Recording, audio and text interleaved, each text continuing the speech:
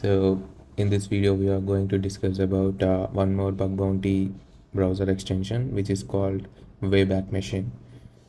So we all know that why we use Wayback Machine at the time of reconnaissance.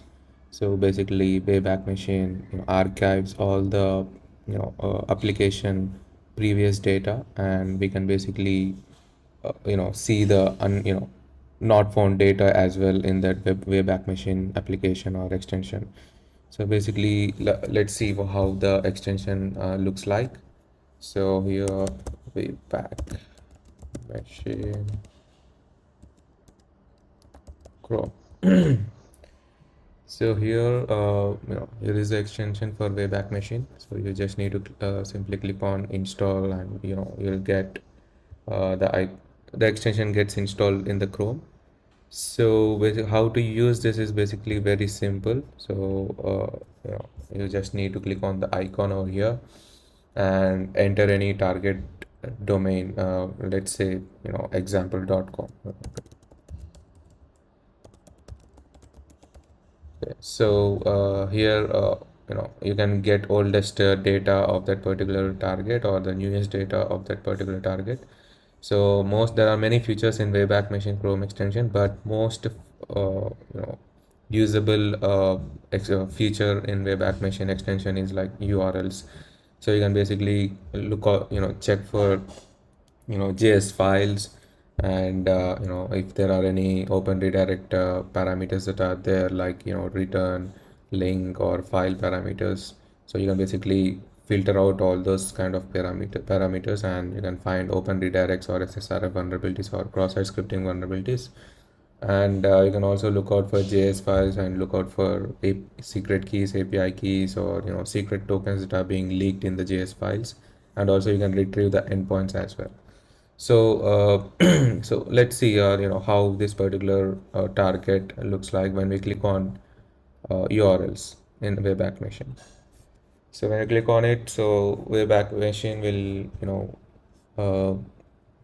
will check all the records of that particular target which you have given, right from the first day of that particular target has been hosted on to the internet, and till the latest date. Okay, so let's toggle this and see. So this is the latest. It is from this particular application is from 2002. Okay, and till 2023 it's still active. So that this particular uh, application is active from 2002, and all the right from the day one, that particular all the data that is included in this particular example.com is being archived by using Wayback Machine application.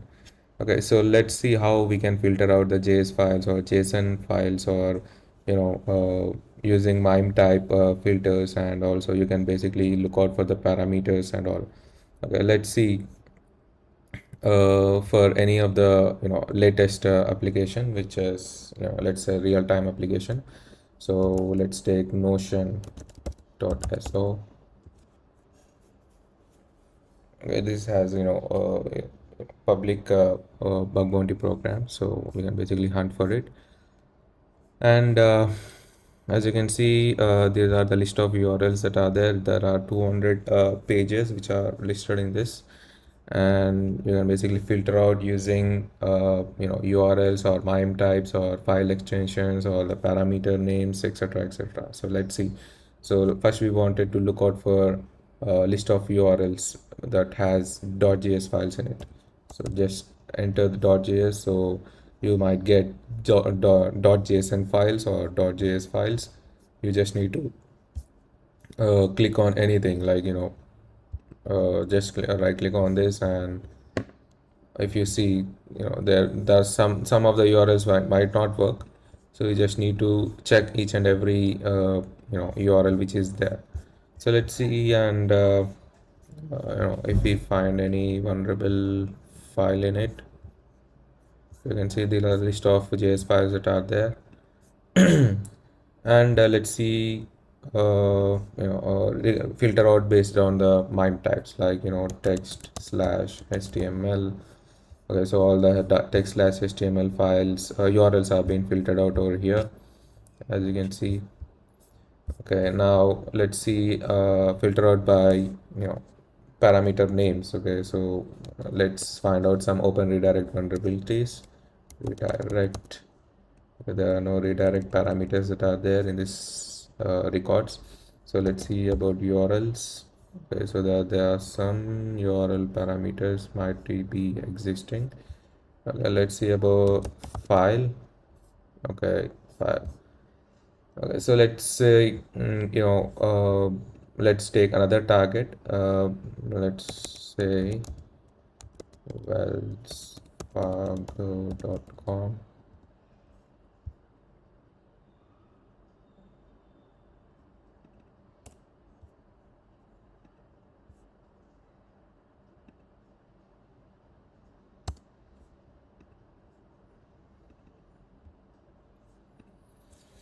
So here the list of URLs that are archived for this particular target, wellsfargo.com. So there are many URLs that are being archived in this web archive application. So let's filter out by first JSON or JS files. So you can see there are plenty of this asset links. That is not present. Okay, let's go to the next page and see verify.json. Okay, yeah, so in this way you can basically look out for all the JS and JSON files, and let's see based on the content type now. So these are the list of URLs that are there existing for MIME type text slash HTML, and let's check out for parameters to find open redirect vulnerabilities. Redirect, no. URL, yes, there are few links that exist URL parameters in it. Okay, all these are GIF files.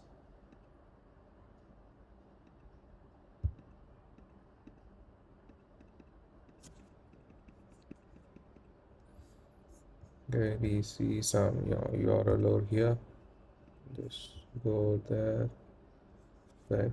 So basically, in some cases, this particular application redirects this to this particular given URL. So in that way, you can find out, open redirect vulnerabilities at the time of reconnaissance. Okay, let's see the file parameter as well. Okay, yeah, there are no file parameters, and let's see some, a list of URLs that consists of parameters in it. So here are the list of URLs that has parameters in it. So you just need to click and just perform cross-site scripting vulnerabilities, etc., in this kind of URLs. Yeah, I hope this video helps you on how to use this particular extension and at the time of reconnaissance and find some open redirect or SSRF or cross-site scripting or sensitive information leaks at the time of reconnaissance. Yeah, I hope you enjoyed the video. So make sure to subscribe, like, and share. Thank you so much.